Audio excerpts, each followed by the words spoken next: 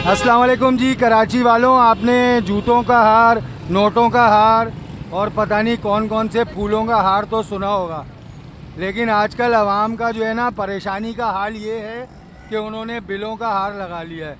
तो बॉस दिखाएंगे थोड़ा सा, हमें ज़िंदा रहने दो है IMF वालों। बिल्कुल सही लिखा है इन्होंने, मज़े ले रहे हैं एलीट क्लास और भुगत रही है आवाम।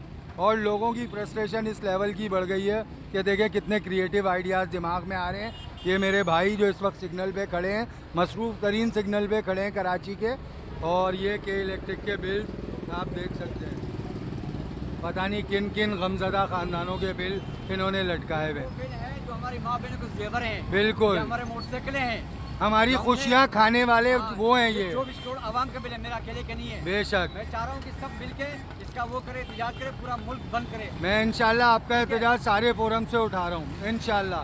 ठीक है जी, आप लोग भी शेयर करें और अपने गम को शेयर करें, हमारी खुशियों को शेयर ना करें।